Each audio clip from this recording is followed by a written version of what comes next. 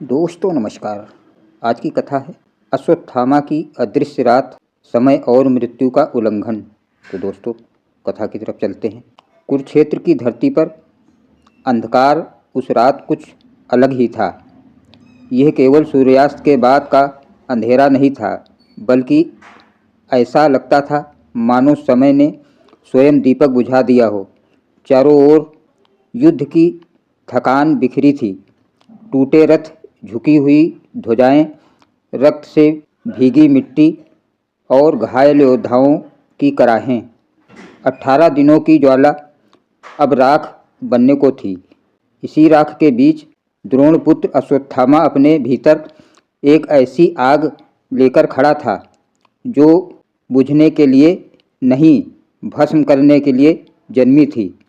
उसके नेत्रों में नींद नहीं थी, उनमें था अपमान, शोक और वह असहाय पीड़ा जो तब जन्म लेती है जब पिता की मृत्यु को न्याय नहीं, छल के रूप में देखा जाए। द्रोणाचार्य अस्त्र विद्या का महासागर आज नहीं थे और उनकी मृत्यु के पीछे जो शब्द बोले गए थे वे आज भी अश्वत्थामा के कानों में कांटों की तरह चुभ रहे थे। उसी रात उसने ना शंख उठाया ना रथ।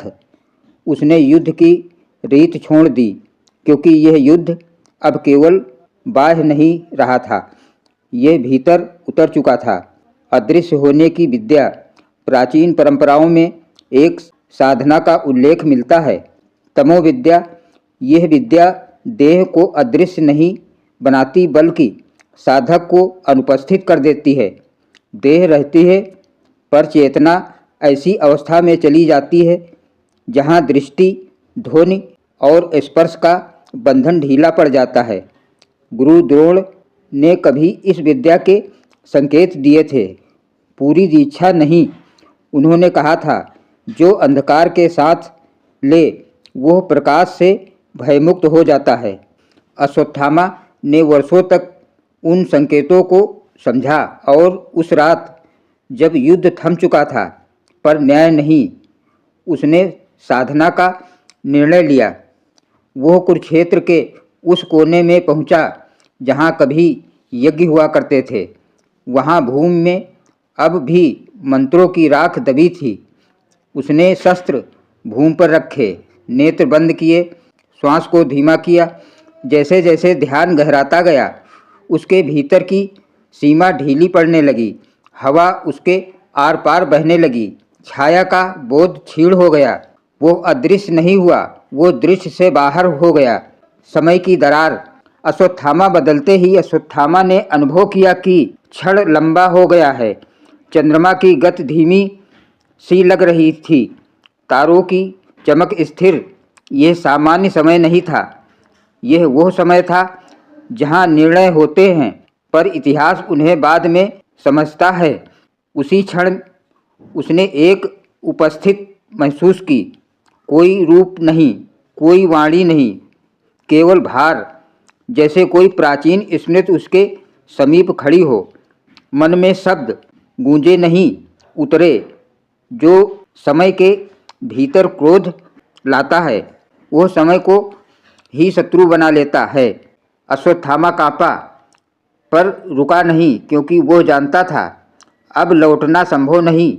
मृत्यु की थकान। युद्ध ने मृत्यु को भी थका दिया था। 18 दिनों तक मृत्यु ने बिना विश्राम काम किया था। उस रात मृत्यु सो रही थी, या यूं कहे शिथिल थी। इसी शिथिलता में अश्वत्थामा आगे बढ़ा। पांडव शिविर में सैनिक निद्रा में थे। स्वप्न और स्मृतियां उसके चारों ओर थीं। अश्वत्थामा उनके बीच से गुजरा। ना पैरों की आहट, ना श्वास की ध्वनि, वो केवल एक इरादा था जो चलता जा रहा था। कहा जाता है कि उस रात उसने केवल अस्त्र नहीं चलाए, उसने नियमों को तोड़ा। सामान्यतः युद्ध में मृत्यु आमंत्रित होती है, पर उस रात मृत्यु को धक्का दिया गया। यही कारण था कि उस कृत्य का बोझ केवल उस रात तक सीमित नहीं रहा, वह युगों तक चला। क्या वह अकेला था यही प्रश्न उठता है, क्या अश्वत्थामा अकेला था? कुछ परंपराएं कहती हैं कि शिव की उग्र छाया उस रात उसके साथ थी। शिव जो संहारक हैं पर अंधे नहीं, जो क्रोध को जानते हैं पर दास नहीं बनते। अन्य परंपराएं कहती हैं कि यह किसी काल ऋषि की चेतना थी, उन ऋषियों की जिन्होंने समय को साधने का प्रयास किया था और अधूरा छोड़ दिया था। सत्य शायद यह है कि अश्वत्थामा के साथ उसका कर्म चल रहा था और कर्म कभी अकेला नहीं चलता, उसके साथ चलते हैं उसके परिणाम। चेतना का मूल्य। जैसे जैसे रात आगे बढ़ी, अदृश्यता का मूल्य बढ़ता गया। हर कृत्य के साथ अश्वत्थामा की करुणा का एक अंश क्षीण होता गया। स्मृति धुंधली होने लगी।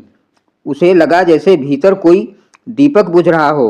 जब वह यज्ञ स्थल के पास लौटा तो वही प्राचीन उपस्थित फिर आई। इस बार कोई शब्द नहीं, केवल अनुभूति। यह मार्ग शून्य की ओर जाता है। अश्वत्थामा ने शस्त्र उठाए। अदृश्यता टूट रही थी, देह भारी हो रही थी। भोर का भय। भोर की पहली रेखा के साथ समय फिर बहने लगा। चंद्रमा ढल गया। अदृश्यता समाप्त हुई। अश्वत्थामा थका हुआ था, पर यह थकान शरीर की नहीं, आत्मा की थी। उसी क्षण उसे भविष्य का भय दिखा। ब्रह्मास्त्र, साप, अमरता का दंड। उसने समझ लिया कि समय से किया गया समझौता स्थायी नहीं होता। युगों की प्रतिध्वनि। अदृश्य रात समाप्त हो चुकी थी, पर उसकी प्रतिध्वनि शेष थी। लोग आज भी पूछते हैं, क्या वह वास्तव में अकेला था? उत्तर शायद यही। जब मनुष्य समय और मृत्यु के नियमों को तोड़ता है तो वह अकेला नहीं रहता।